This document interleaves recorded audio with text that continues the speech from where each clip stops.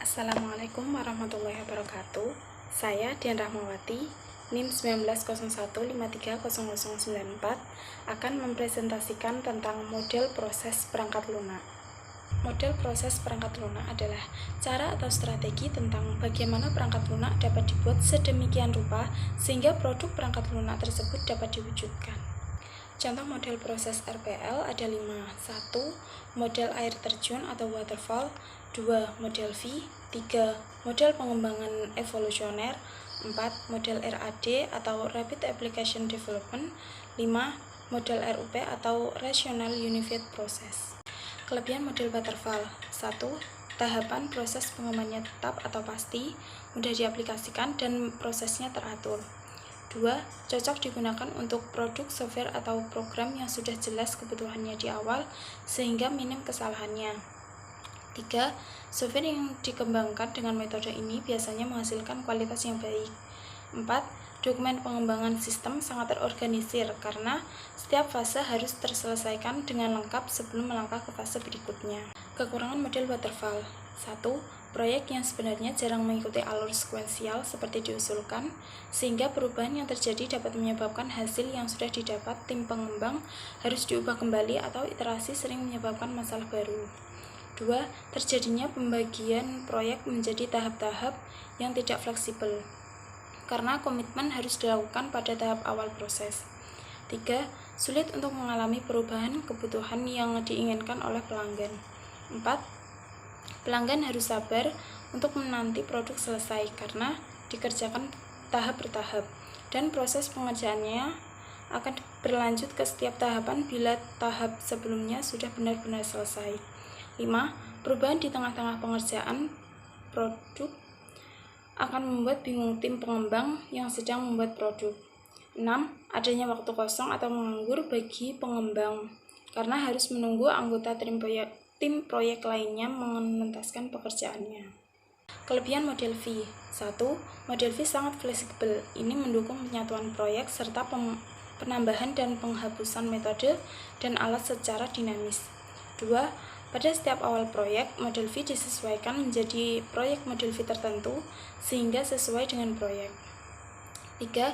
Sangat mudah untuk menambahkan metode dan alat baru yang muncul dan menghapus metode dan alat yang lama. 4. Model V dikembangkan dan dipelihara untuk umum. Para pengguna model V berpartisipasi setiap tahun di papan kontrol perubahan untuk memproses semua permintaan perubahan yang diterima. Kekurangan model V. 1. Model V berorientasi pada proyek siklus hidup dan hanya digunakan sekali selama proyek. Hal itu tidak dapat mencakup seluruh organisasi. 2. Organisasi yang menunjukkan model V akan membutuhkan model proses pelengkap di tingkat organisasi. Model V tidak melakukan self-critic, yang artinya tidak menunjukkan kelemahan dan keterbatasan model V. 3. Model V terlalu fleksibel dalam arti ada beberapa aktiviti dalam model V yang digambarkan terlalu abstrak, sehingga tidak bisa diketahui dengan jelas apa yang termasuk dalam aktiviti tersebut dan apa yang tidak. Kelebihan model pengembangan evolusioner jenis spiral. 1. Pembangunan dan perubahan perangkat lunak yang terjadi dapat diselesaikan secara sistematis. 2. Mudah dalam mengestimasi biaya karena proses pembuatan prototipe yang jelas dan terencana dalam tahapan yang sistematis. 3. Manajemen dan analisa resiko yang lebih cepat dan mudah. 4. Mudah dalam melakukan perubahan kebutuhan dan dokumentasi. 5. Produksi software bisa terjadi lebih cepat. Kekurangan model pengembangan evolusioner jenis spiral. 1. Tidak cocok dan sulit diimplementasikan dalam proyek kecil. 2. Memakan waktu yang cukup lama. 3. Membutuhkan best practice atau pengalaman sebelumnya karena proses yang sangat kompleks. 4. Resiko dalam tahap planning cukup besar, misalnya terjadi perbedaan dalam jadwal pengembangan dan anggaran berbelanja. Kelebihan model RAD. 1. Lebih efektif dari pengembangan model waterfall atau sequential linear dalam menghasilkan sistem yang memenuhi kebutuhan langsung dari pelanggan. 2. Cocok untuk proyek yang memerlukan waktu yang singkat. 3. Model RAD mengikuti tahap pengembangan sistem seperti pada umumnya, tetapi mempunyai kemampuan untuk menggunakan kembali komponen yang ada sehingga pengembang tidak perlu membuatnya dari awal lagi, sehingga waktu pengembangan menjadi lebih singkat dan efisien. Kekurangan model RAD. 1.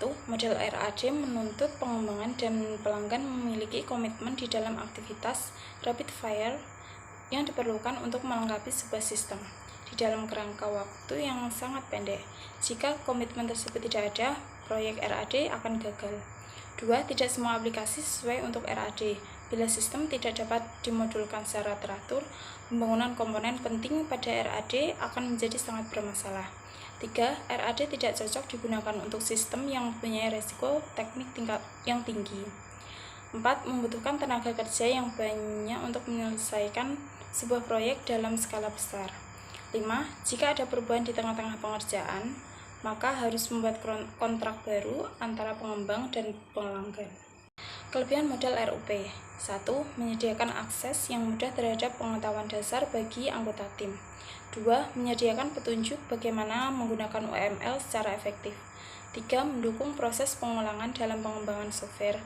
4. Memungkinkan adanya penambahan-penambahan pada proses hingga menghasilkan kualitas yang baik. Kekurangan model RUP. 1. Metodologi ini hanya dapat digunakan pada pengembangan perangkat lunak yang berorientasi objek dengan berfokus pada UML atau Unified Modeling Language. 2. Membutuhkan waktu yang cukup lama dibandingkan XP dan Scrum. Sekian penjelasan dari saya.